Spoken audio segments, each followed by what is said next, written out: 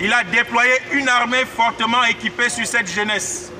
Et ses soldats ont tué, violé, torturé. Ils peuvent commettre toute exaction possible, puisqu'ils ne courent le risque d'aucune sanction ou poursuite judiciaire. Plusieurs personnes ont été abattues la semaine dernière, bien que ne faisant pas partie des manifestants. Madame Dédié Augustine, dont le mari a été tué, témoigne. Je cite, « Mon mari n'était pas dans la rue. Nous étions à la maison ensemble. Dès le début des manifestations, nous avons décidé qu'il fallait chercher immédiatement notre petite fille qui se trouvait à l'école. Il s'est mis sur le chemin, mais quelques temps après, une dame me demandait d'aller identifier un corps d'un homme qui se trouvait sur la chaussée. Un corps qui s'apparenterait à celui de mon mari. Je suis allé et j'ai trouvé mon mari qui était mort et couché sur la chaussée. La police l'a abattu froidement dans notre domicile. Je me posais la question de savoir ce qu'il avait fait de si grave pour être abattu comme un chien devant sa maison. Mon mari ne faisait pas partie des manifestants, dit-elle. Il voulait juste aller chercher notre petite fille à l'école et il a été abattu. Combien de temps voulons-nous rester spectateurs et tolérer ces actes d'injustice indescriptibles?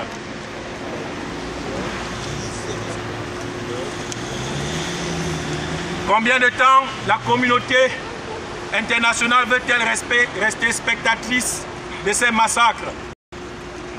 Combien de temps l'Allemagne, un pays de droit et de paix, veut-elle contempler cette danse aux enfers? Est-ce que le Cameroun devrait d'abord sombrer dans la guerre civile, comme au Kenya, au Tchad ou au Rwanda, pour que la communauté internationale lui vienne en aide? Nous disons, qui n'agit pas aujourd'hui va assumer demain la responsabilité du sang des populations qui aura coulé. Nous sommes rassemblés aujourd'hui devant l'ambassade du Cameroun en Allemagne pour demander l'arrêt immédiat des assassinats politiques, l'arrêt immédiat des arrestations expéditives, l'arrêt immédiat des mesures de répression contre les journalistes et la presse privée. Nous demandons qu'on cesse de soutenir le régime de Paul Biya. Nous revendiquons la levée d'interdiction des manifestations publiques. Nous revendiquons la libération de toutes les personnes détenues. Nous voulons des élections libres et transparentes au Cameroun. Nous demandons la non-modification de la Constitution du Cameroun. Vive le Cameroun! Vive la liberté, je vous remercie. Liberté! Liberté! Paul Biya, au revoir, nous serons libres. Yes. Comme vous avez entendu l'enfant, ça pourrait être notre papa, ça pourrait être notre frère, ça pourrait être notre soeur. Alors pour continuer dans ces lamentations, je vais donner ici la parole au porte-parole de la région de Keuz, du Camerounais de Keuz, au nom de Christian Dioko. Bien, merci.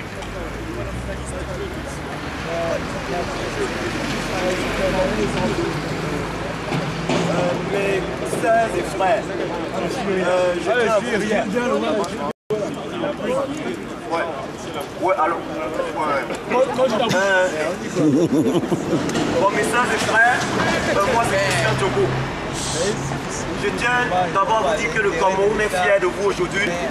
Qui regroupe presque tous les mouvements activistes qui luttent pour le bien-être des Camerounais au Cameroun et dans le monde, qui luttent surtout pour le départ de Paul Biya du pouvoir, de toute dictature, quelque forme qu'elle soit.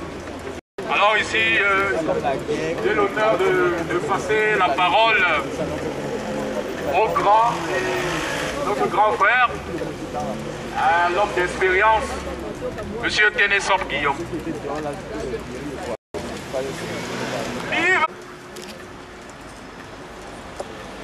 À la suite du président Jean-Robert Wanko, je voudrais me féliciter que nous soyons venus nombreux pour cette manifestation de protestation contre la barbarie sanguinaire, contre le sang de notre peuple qui coule dans les rigoles, qui coule dans les caniveaux, les corps qui pourrissent dans le vouri.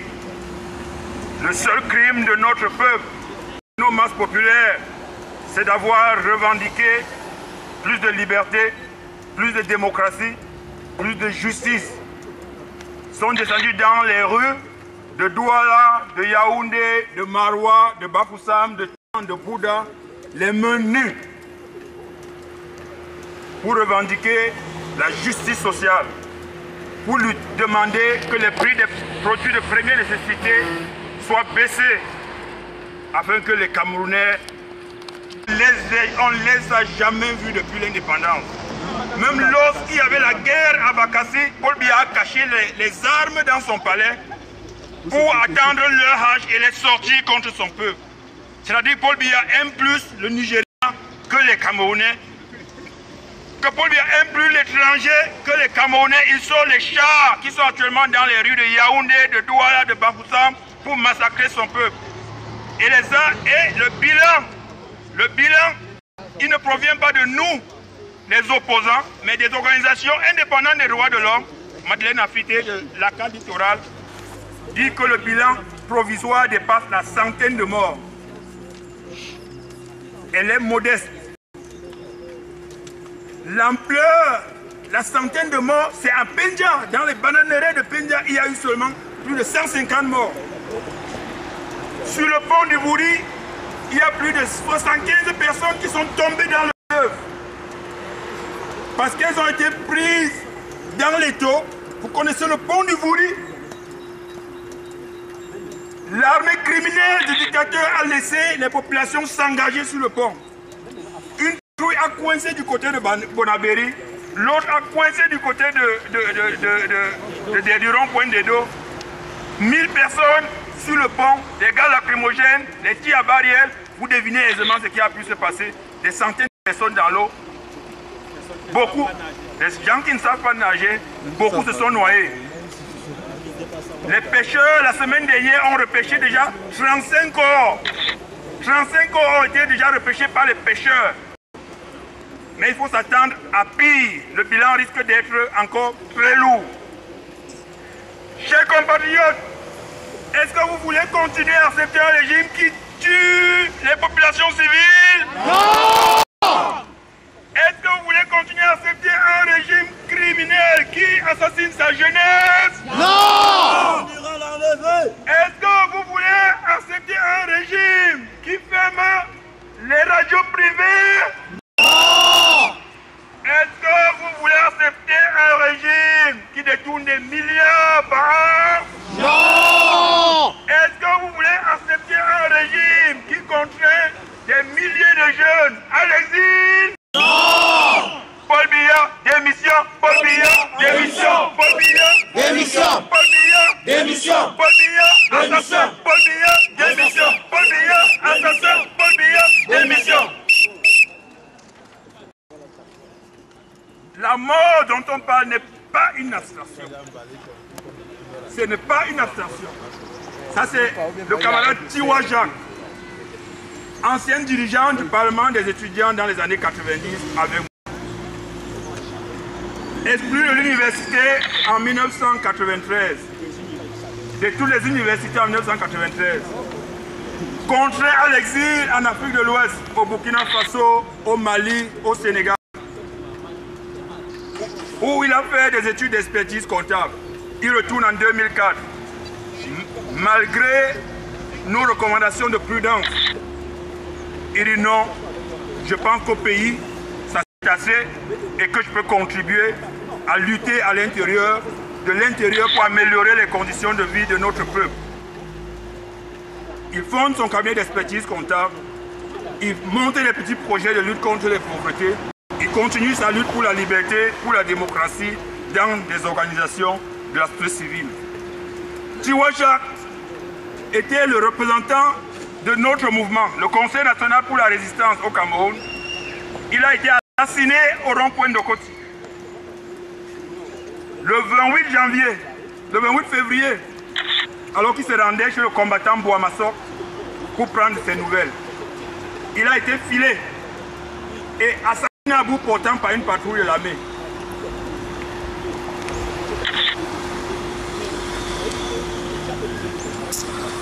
Est-ce que nous allons continuer